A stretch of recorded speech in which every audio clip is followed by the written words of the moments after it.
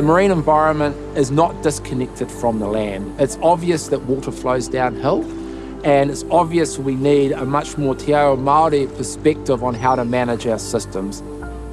A Kiti ki tai approach where we think about the mountains to the sea as one connected and holistic ecosystem.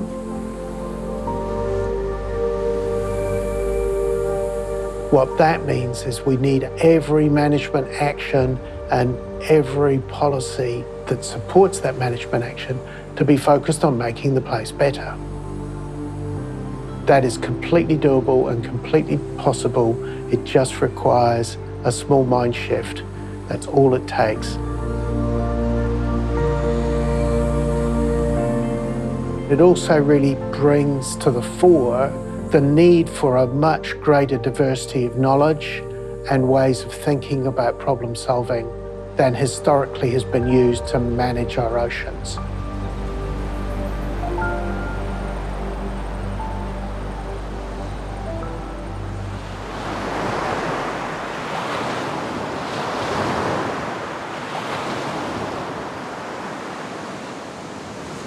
Decisions about what happens in our marine estate in New Zealand, particularly with fisheries, are highly centralised. So a lot of decisions are made at a ministerial level with science advice and industry input.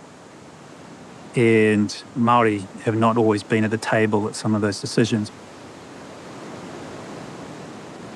We do have organisations like Tauihu Media and others that can feed in to these processes, but we need to have a lot more of that knowledge, experience and local ways of knowing feeding in. There's been a nonsense within the government for quite some time. If you look at what's happening in climate change, take Cyclone Gabriel. I think the result of Cyclone Gabriel is that we're now bearing the cost of decades of building permits on floodplains. It's an important piece of that puzzle. In terms of the coastal sediment, we did that. The Hawke's Bay Marine and Coast Group was formed originally in 2016, and it's been invaluable. Post-cyclone, we met frequently. We all shared about what we were interested in, what we could do, what we couldn't do, who we could ask for help, that kind of thing. And it was actually amazing to have this ready-made group to share information, find out what's needed in the coast, and then try to feed that information up to decision makers. Biggest thing I think is hearing other people, because we see the world as we are, not necessarily as it is, right? So when you get the opportunity to hear what's happening for others, it just widens your scope of understanding as to what has to be grappled in order to get the outcomes that we're all after. And where you could say, right, well, we'll just close that particular area off, people would begin to respect that. I'm passionate about the sacrifice and the time that my forefathers spent preserving the kaimon all along the coast. It's been incredibly valuable to see how others are operating, be it the commercial sector, be it regional councils, be it other operators. It's a great forum to be able to objectively and honestly talk about challenges and benefits and the good and the bad about the marine space. It's that ability to bring in the science, that mātauranga, that Indigenous knowledge, and combine those two together with also the legal knowledge and the knowledge of how you govern these areas. So I think that's where we need to head in future.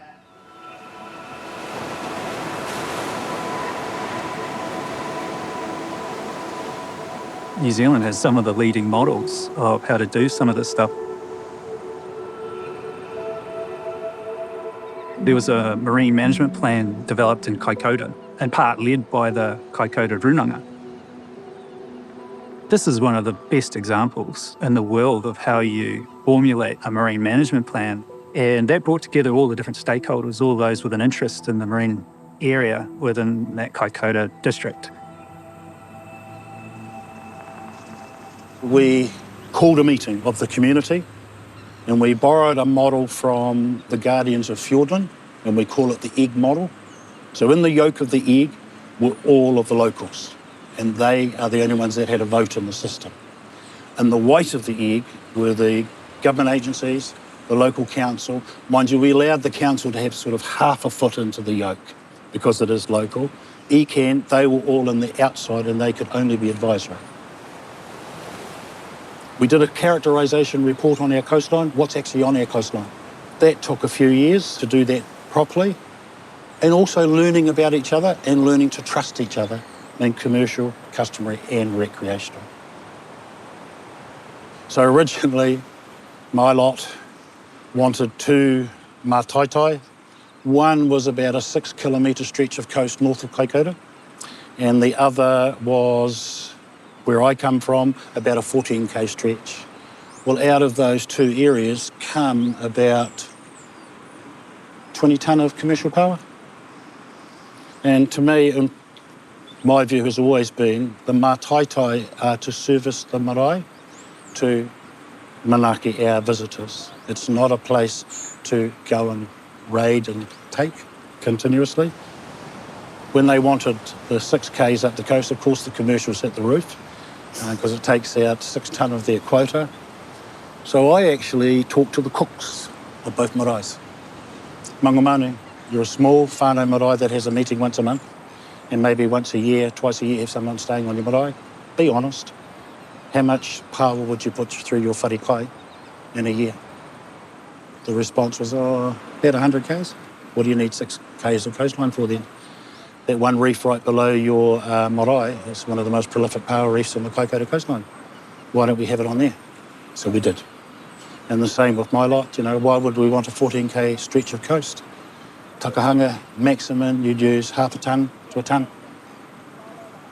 So we reduced significantly the area of the mātaitai. And that was a gift and a gain. What we wanted at the start was silly, if I do say so myself, but we had to negotiate, bring it back down, keep everyone happy. So we legislated the Te Korowai processes, and out of that came the guardians, who are an advisory direct to the minister. He cannot refuse to take our advice. That then prompted regulatory change in government. So it came from the bottom up, grassroots-led change, and with a strong Indigenous framing and process underpinning it. So I think, from my perspective, that's probably one of the best examples in the world of how this can be done, and there's no reason why this can't be replicated.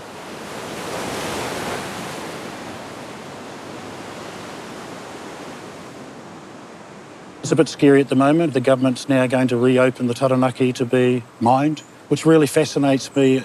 We ban net fishing because of the damage it does to the Maui's dolphin, but bottom mining won't. I find that very difficult to come to terms with. There's a lot of room here for a transition into a different way of doing things, but it's based on a different value set and different concepts and ideas of the way in which resources are thought about and managed, and the way in which we relate to and live with our marine areas. You use this sea as a larder. It's a place to get a meal. It is not a place to fill your freezer. And if everyone uses it as a larder, there'll be ample for everybody to eat. But when we just come in and blitz it, all you're doing is hastening the demise. Some of the organisations that we've studied and researched as part of our research program are looking at that very question. What is the role of tikanga in the business of fishing? And so if you're a fisher, a commercial fisher who's on the high seas, what is the role of tikanga in that situation?